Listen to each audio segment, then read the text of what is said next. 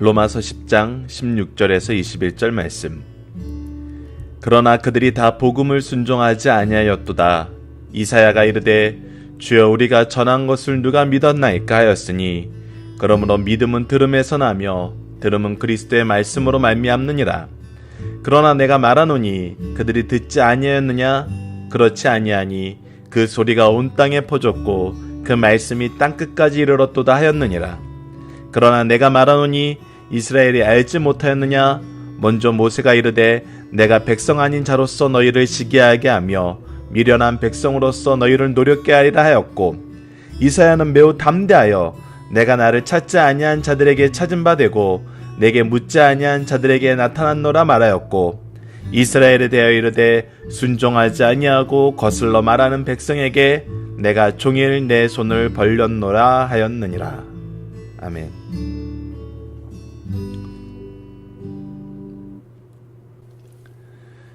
안녕하세요. 승리한산 가족 여러분, 그리고 강성성경연구원 여러분, 오늘은 로마서 10장 16절에서 21절 말씀입니다. 미련한 백성으로 너희를 노엽게 하리라 라는 제목의 말씀입니다.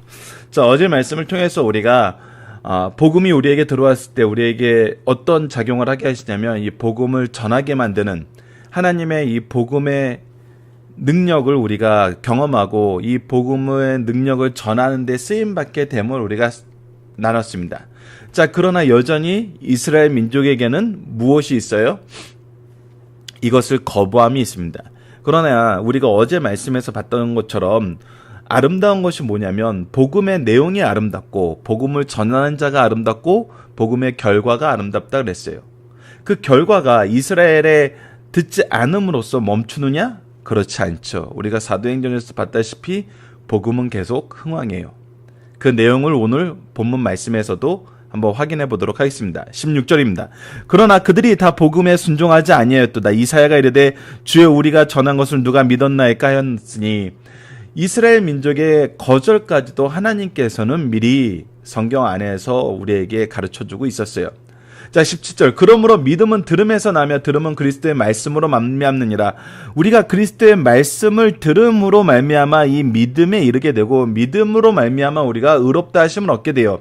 즉 하나님의 말씀으로 인해서예요. 이 모든 것이 우리에게 지금 주어졌어요. 자, 18절로 봅시다. 그러나 내가 말하노니 그들이 듣지 아니하였도다. 말씀을 전했는데 듣지 아니하였어요. 그렇지 아니하니 그 소리가 온 땅에 퍼졌고 그 말씀이 땅끝에 이르렀도다 하였느니라. 이미 하나님의 말씀이, 하나님의 복음의 능력이 온 세상에 충만하게 있어요. 그러나 그들이 그것을 거절했어요.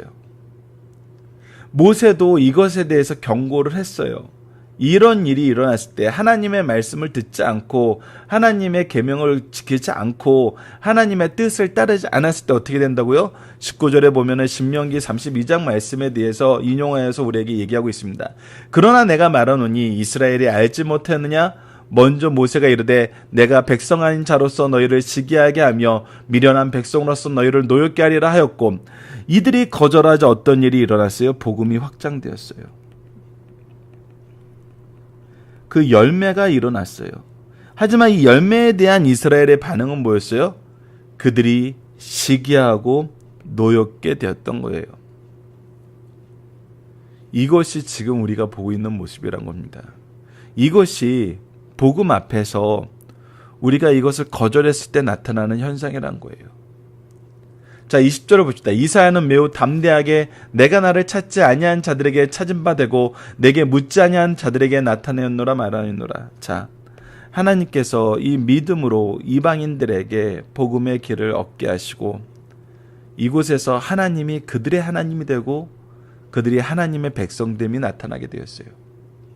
21절을 봅시다. 이스라엘에 대하여는 이르되 순종하지 아니하고 거슬러 말하는 백성에게 내가 종일 내 손을 벌렸노라 하였느니라. 그러면서도 하나님은 어떻게 하세요? 끝까지 포기하지 않으시고 그들을 향하여 나아가고 계세요. 이것은 우리가 확인할 수 있다는 겁니다. 항상 하나님께서는 우리가 돌이키기를, 그의 백성들이 하나님 말씀 듣기를 원하고 계시고 항상 온유함으로 복음으로 나아가고 있다는 거예요. 이것은 우리도 함께 배워야 되는 삶의 자세입니다. 자, 오늘 전반적인 말씀을 통해서 무엇을 가르쳐줘요? 이스라엘 민족의 거부가 있었지만 그 거부를 통해서 무엇이 일어나요? 복음이 끊겨요? 그렇잖아요. 결과도 하나님이 역사하세요. 오히려 이것이 이방 민족들이 복음을 받아들이고 하나님 백성됨으로 나아가게 돼요.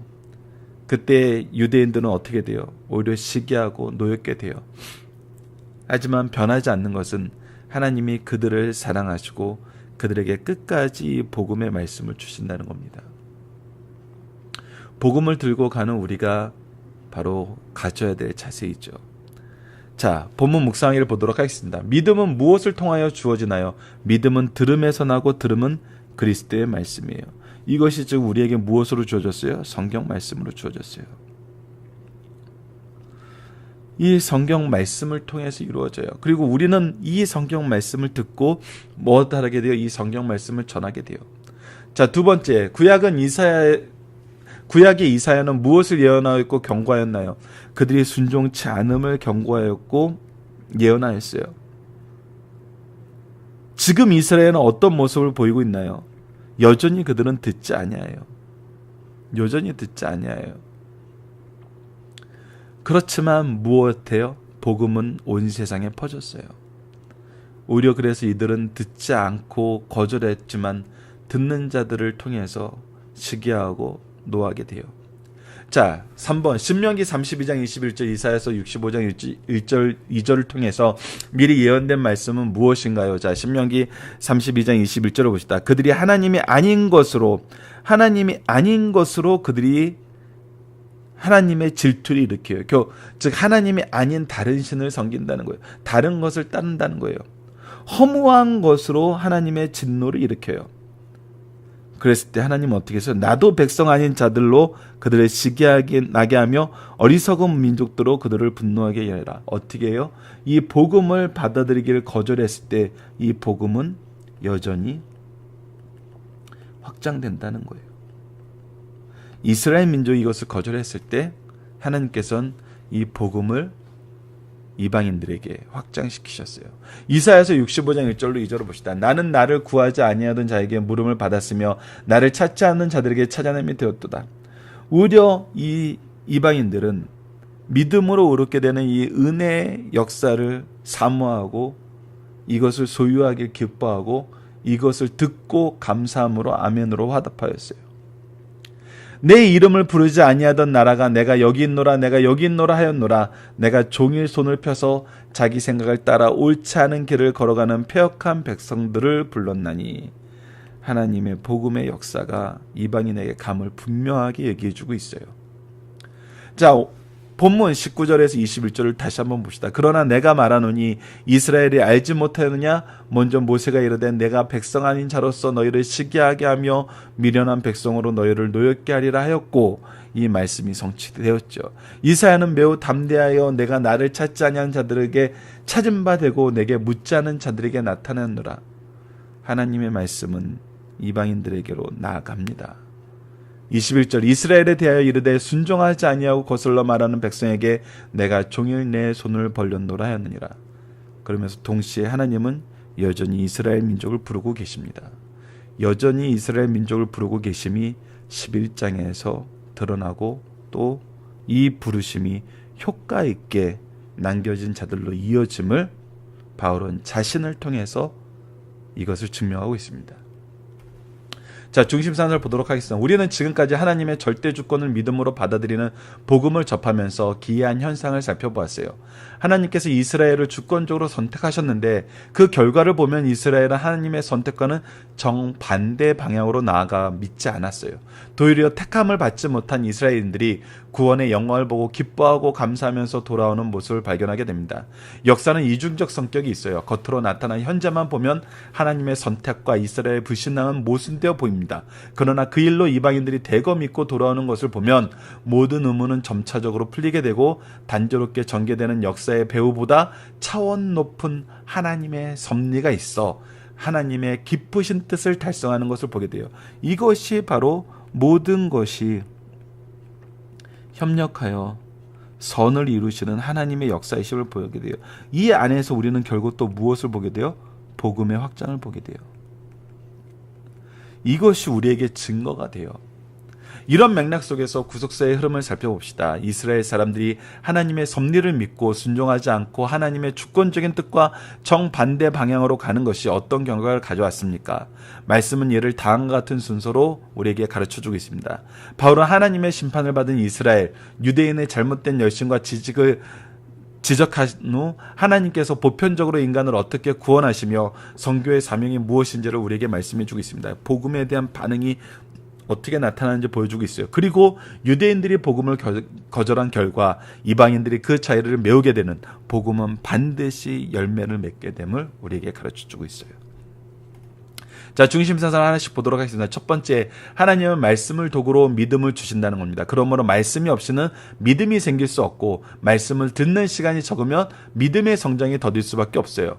말씀을 들을 때 믿음이 성장하도록 역사하세요. 그러므로 말씀은 다른 사람들로 믿게 하기 위하여 전하여야 하지만 본인이 더 잘 믿고 성장하기 위해서라도 말씀을 듣고 전하여야 함을 가르쳐 주시는 말씀입니다. 두 번째, 믿지 않는 자는 정죄를 받습니다. 복음을 듣지 못해 믿지 못한 자도 정죄받지만 듣고도 믿지 못한 자들을 정죄받으면 더욱 당연합니다. 자연 계시를 통해서도 하나님께서 자신을 계시하시기에 그 누구도 불신을 핑계할 수 없어요. 사도시대의 사도들은 복음을 듣지 못한 회당이 없을 정도로 유대인들에게 전파했어요. 하지만 이들은 믿지 않았어요. 그러므로 복음을 듣고도 믿지 않는 이스라엘은 정죄를 피할 길이 없습니다. 이는 현대에도 동일해요. 모든 사람들이 어떤 형태로든지 복음을 접촉하였기에 불신의 이유는 받아들여지지 않아요. 알지 못하여 믿지 못했다는 핑계는 성립할 수 없어요. 특히 우리 중에 알고도 완고한 고집 때문에 불순종한 자가 있다면 반드시 심판이 있다는 사실을 알아야 됩니다. 이를 확고하게 가르쳐 주시는 말씀이 오늘 본문 말씀이고 로마서 말씀입니다. 세 번째, 주신 특권을 겸손하고 감사함으로 사용해야 됩니다. 이미 하나님을 알고 믿고 따르는 자라도 하나님의 주권적인 역사에 불신하고 거부하면 하나님께서는 그 공백을 예기치 않는 자들로 메꾸시고 그들과 함께 역사하십니다. 그러나 하나님께서는 언제나 먼저 선택받은 자들이 돌아오기를 기다리고 계십니다. 이것이 바로 오늘 마지막 21절 말씀이었죠. 하나님께서는 누구를 부르시든지 하나님의 주권적 선택은 절대적이며 누구도 하나님이 주신 자비와 사랑을 남용하고 교만할 수 없어요. 남용하고 교만한다면 하나님은 그 특권을 거두어 다른 사람에게 베푸십니다. 그러므로 성도들은 언제든지 주신 특권을 겸손하게 감사함으로 사용할 것을 가르쳐 주시는 말씀입니다. 살펴보기 전에 여러분들 카페를 통해서 확인해 주시고요. 적용하기를 보도록 하겠습니다. 우리가 하나님 안에서 경험하는 역전 현상 중에 안타까운 경우, 바로 오늘 본문 같은 경우가 안타까운 경우죠.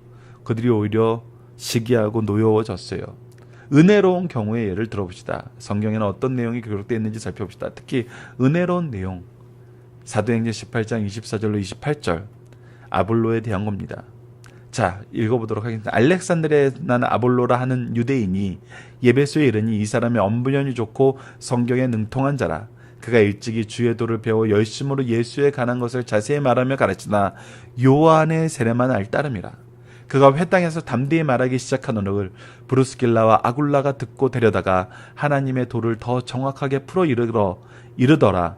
뭐예요? 세례만 알고 있었는데 그 이후에 일어난 예수 그리스도의 구속의 역사를 더 정확하게 풀어서 가르쳐줬어요. 그러자 어떻게 됐어요? 아볼로가 아가야로 건너가고자 하므로 형제들이 그를 격려하며 제자들에게 편지를 써서 영접하였더니 그가 감에 은혜로 말미암아 믿는 자들에게 많은 유익을 주니 이는 성경으로서 예수는 그리스도라고 증언하여 무엇으로써? 성경으로서, 말씀으로써, 이 구약 말씀으로 예수는 그리스도라고 증언할 수 있었어요. 그리고 공중 앞에서 힘있게 유대인들의 말을 이깁니다. 이것을 거부하는 유대인들이 항변할 수 없었어요.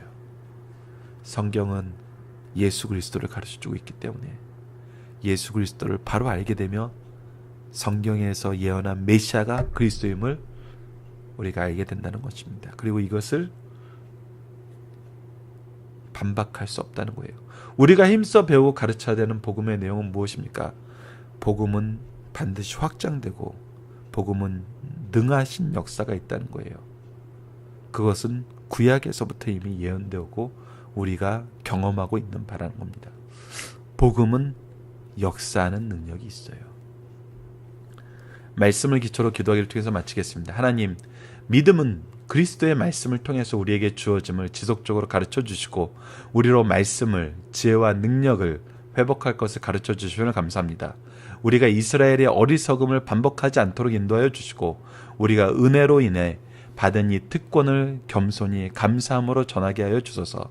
특히 우리 가족과 이웃에게 그리고 복음의 길을 벗어나 헤매고 있는 성도들에게 다시금 복음의 은혜를 전하는 통로가 되게 하여 주소서. 우리를 통해 그리스도의 사랑과 회복의 은혜가 다시금 우리의 가정과 교회 그리고 이웃에 가득하게 하여 주소서. 예수님 이름으로 기도드립니다. 아멘.